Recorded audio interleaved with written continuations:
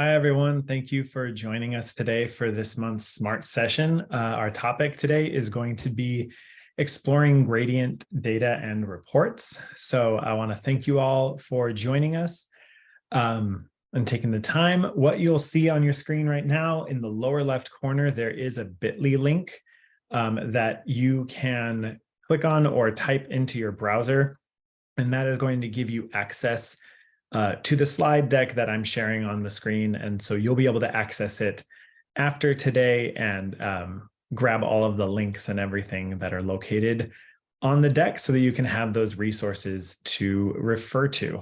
And so let's go ahead and dive in. All right. I am joined today by two of my colleagues from our customer experience team. We've got Katie, our Director of Customer Experience, and Caitlin as well. They are going to be helping keep an eye on the chat. So if you have any questions throughout today's session, feel free to type your questions into the chat and we will do our best to get them addressed during the presentation. And then we'll also have some time at the end after we stop recording. If anyone has any specific questions you want to ask us at the end, we can talk about those. And then this slide also just has, our contact information. If you ever need anything or have any questions for us, our support team and customer experience team is ready to help you out. All right, so some of what we are going to be talking about today is kind of our agenda. We're going to start off with a reports overview and really just talk about what you need in order to set yourself up for looking at reports in the most effective ways. Then we'll go over some pro tips, some ways to go a little bit deeper into your data, and we will finish off with some next steps. All right. So starting off, this first resource slide that we have here for you is our reports overview. It has a lot of resources that I hope you are able to come back to. On the left-hand side here, this is just a general overview article that gives a great summary of all of the different reports that are available in Gradient. And what we have on the right-hand side here are some tips that are going to make sure you're set up for looking at the data in ways that are going to be meaningful to you. And so I'm going to talk about each of these, and then we'll actually jump into the program. So the first thing I always like to talk to folks about is before you're able to see data in Gradient, you want to make sure that the assignment is shared with everyone that is going to need to see data. Assignments are tied to teachers. Teachers create assignments and give them to their students. They scan in their student results. By default, only the teacher of those students and the owner of that assignment is going to see the results of that data and of that assignment. And so in order to share that data, you also need to share the assignment. And so we're going to talk a little bit about some of the sharing options that you have in Gradient to make sure that everyone who needs access to those reports has access to those reports. Fortunately, this is not a special permission that's required at all. Every teacher in your organization has the ability to share assignments with anyone else in your organization. You can share with individual teachers. You can share with groups of teachers as well. So we'll also talk about how you can create groups to facilitate that sharing. Perhaps you're doing, department-wide common assessments. Creating groups can help facilitate that sharing and make sure that everyone who's involved in that assignment and involved in those reports will have access to viewing those reports. On a related note, in the event that you are not shared on an assignment, if you are an administrator, if you have any sort of administrative permissions in Gradient, one of the great features that we have is called school reporting mode. So typically in teacher mode, you're going to see reports for the classes that you are rostered to and that you teach. But as an administrator, you'll also have access to school reporting mode, which gives you data and reporting visibility for any assignment that's been given on campus. So we'll be talking a little bit about how you can toggle back and forth between those and when you might want to use them. And then finally, once the assignment is shared and you know where to find the data, just making sure that everything is going to give you the information you want from the reports. So some of the ways that we can do that are by setting up district performance bands. If you joined us for last month's Smart Session, we talked a little bit about how you can create performance bands at the district level. You can also have teachers create their own performance bands that will live at their individual account level. But regardless, performance bands are a great way to make sure that you're looking at the data in a way that facilitates the conversations you want to have about it. So if you're focused on a particular group of students, having a performance band set can help with that. We also will show a little bit about how you can break down the student data by different demographics. So if you're curious in how students are doing by grade level or by gender or ethnicity, those are demographics that you have the ability to actually import into Gradient. And then you'll be able to break down and disaggregate the data by those demographic data. And then finally, if you're wanting to view standards data, that is not something that comes by default in Gradient. You will need to make sure that your teachers have tagged standards to their assignments, to their questions, so that that standards data can show in the reports. All right, so that was a lot of talking from me. I'm going to go ahead and jump into Gradient right now. And Katie, before I do, are there any questions in the chat popping up? Nope, that was just me adding details. So I was letting folks know about how to get school reporting mode and the permissions they need with the access groups. You're good to go. You're ahead of me. So sounds good. All right. So when you dive into Gradient, the first thing we'll do is we'll talk about those sharing permissions. So when you're viewing an assignment, I'm going to click on view assignments here, and I'm just going to select an assignment that I have. You can actually view the sharing permissions that have already been given or set up new sharing permissions by clicking on the drop-down arrow next to the assignment title in the upper left here. And from there, you can click on share assignment. And so something I should note is in order to share an assignment with someone, you do either have to be the assignment creator or a joint owner on the assignment. So not everyone can just share assignments with other folks. But when you see the share assignment button, that means you have that permission. And this window will pop up. And you'll see here, I've already shared this assignment with a few of my colleagues. Caitlin and Katie here both have the ability to give this assignment to their students, and they can view the school results. So that means they can compare their student data with the data on campus. And our colleague Natalie here is shared with view reports permissions. So she can't assign this to students, but she has access to the reports. And the way you can give access to folks is by simply typing in their name. You can type an individual teacher's name in here, and then under where it says permissions, you can select a sharing permission. And we have these 4 different permissions here.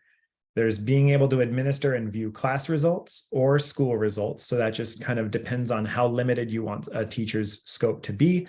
Do they only need to view their own students, or do they need to view others?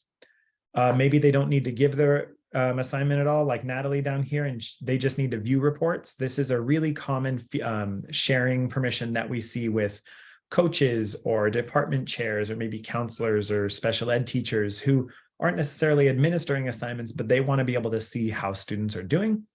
You can share an individual assignment and just let them view the reports for that. And then finally, you can make someone a joint owner.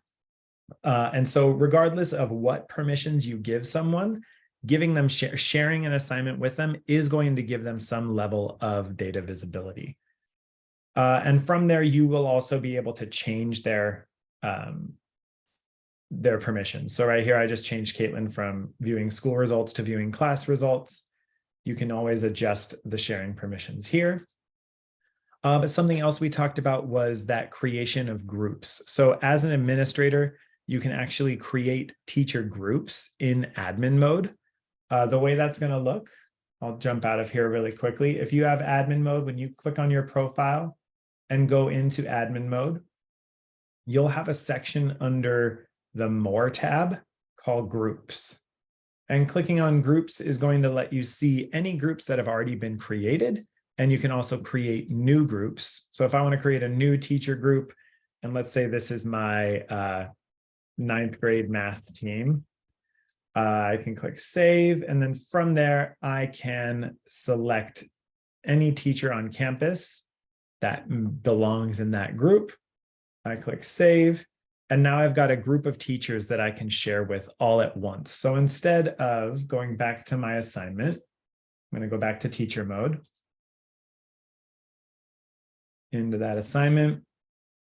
And so instead of sharing with an individual teacher, I can actually type in that 9th grade math team name, and I have a whole group of teachers that I can now give the same level of permissions to. So it's kind of like sharing with 5 teachers all at the same time. And so now everyone that I need to be able to access the reports for this assignment is going to be able to do so because I've set up those sharing permissions. And then speaking to the next point on our slide, which was that school reporting mode. If a teacher has shared an assignment with you and as an administrator, you'll be able to see that assignment in your list and access reports. If they haven't shared it with you, you can still view any assignment teachers have given on campus by going to school reporting mode. And this is actually going to give you the data for any teacher, any student on campus that has taken the same exam. So this is particularly useful. School reporting mode is going to be particularly useful if you are looking at results for a common assessment or any sort of campus-wide assessment. You'll see a list here of all of the different assignments. And from there, you can simply click on an assignment name, and you'll be taken into the reports page for that assignment and be able to view the data for the entire school. And then this also takes me into the next point that we talked about, which was making sure the data looks the way you want it to. This is an example of one of our performance bands that we talked about last month. Again, these can be set up at the district level in admin mode, and it will automatically be pushed out to your teachers. Teachers can also create these in their own individual settings by clicking on their profile and clicking settings. There's a section for performance bands here. And you can create multiple performance bands. So depending on how you are trying to look at the information, maybe for this exam, I don't care so much about the finer details. I just want to know who's proficient, who's approaching, who's below level. This gives me those bigger, larger groups that I can easily clump students into to start looking at where I want to focus. But maybe as things go on, I do want to look a little more granularly. I can set a different performance band to view how students are broken down even further. So performance bands can be adjusted within your reports. You can go switch between multiple performance bands. They're a great way to kind of help teachers visualize that data, but also help you and your entire team speak common language when you are looking at the data. I think especially if you're looking at like a pre-assessment and there's a lot of students maybe who are performing at a lower level, being able to break that data down even further can help keep you motivated to get those students improving. And then along the left-hand side here of our reports page are all different dropdowns. These are all categories of reports that you can click into, and within each dropdown are multiple reports located inside. Most of these categories are broken down. We have a by question report for students. We also have a by question report for classes. So these reports are very similar, but the lens that you're looking at them through is what's going to change. And that's going to be the student lens, the classes lens, et cetera. Speaking to our next point about the demographics, what you'll see down here, these are all demographics that we have uploaded into our demo account here at GradeCam. Your demographics will vary depending on what your school has uploaded, or if you have uploaded any at all, if you even care to. So if you click on those demographics, you have different reports that are available as well. For instance, I'm in my gender demographic here, and I'm looking by question, and I can see a breakdown of each question on the assignment, the standards that are tagged, and a breakdown of female and male students here based on the demographics that I've imported for my school. So again, these demographics can vary depending on your own school's import that you've done. And the way you can do that is also in admin mode. If you have administrative permissions, I'm going to return to teacher mode real quick and then go to admin mode. From here, the way you'll set up demographics is under the More menu, there's a section for custom fields, and you can create any custom fields that you want. So these are the ones that we've created. They're all listed under here. You can create as many as you like and name them whatever you like, whatever is meaningful for your team. And then from there, you can run a student import with that demographic data. And on the slide deck, there is some resources that will help show you how to do that. But going back into my reports, I liked that, or that was a different assignment I was in. Let's go to, was it the history 1.2? I think it was. I'm going to search for that. There we go. And so from here, you can also be viewing your standards data. What I mentioned earlier, when I was looking at the by question report, we have the standards listed at the top of each question here. That's only possible if teachers have tagged standards to questions, but that also gives you the ability to break down an assignment by standard and see how students are performing according to each of the standards that you've tagged in that assignment. So again, if you care about standards level data and you want to be viewing reports with that lens, make sure that your teachers are tagging and adding standards to their questions. All right, and so that's kind of the basics. When it comes to looking at reports, again, this left-hand side here, most of the reports are fairly similar. It just depends on the lens that you're hoping to see. So if you are caring about looking at through a student lens, you want to click on that student's category. If you care about looking at classes, you want to click on that classes category, and then you can start looking into the data that way. So a lot of the reports are similar. It's just varies depending on the lens that you're trying to look through. And what I always tell folks is don't be afraid to click around on this page. You're just going to be looking at different filters of the data. If you ever feel like you're getting overwhelmed or you get lost, you can't remember where you were, always going back to the score graph is a great place, making sure that you don't have any filters at peer set. And I'll show you what that looks like in a second, because one of our pro tips that we have for you is actually using what we call the drill in feature, which is going to let you not only look at the entire data for an assessment, but also drill into certain specific features. One of the ways you can do that is you can actually drill into a specific demographic or subgroup. So before, when I was in the gender by question report here, I can look and I can compare my two different demographics. But what I can also do is I can actually click on one of these titles. So I'm going to click on this F, and that is going to take me into a new drilled in feature where I am looking only at my female students who took this exam. So now these two filters are up here. Any report that I click on is going to be showing me data through that filter. And if you want to get rid of that filter, you can simply click on the X next to the filter at the top. And going back to our slide deck, I know that we are running short on time. So the pro tips page also has a great animation here showing how you can drill into multiple assignments at a time.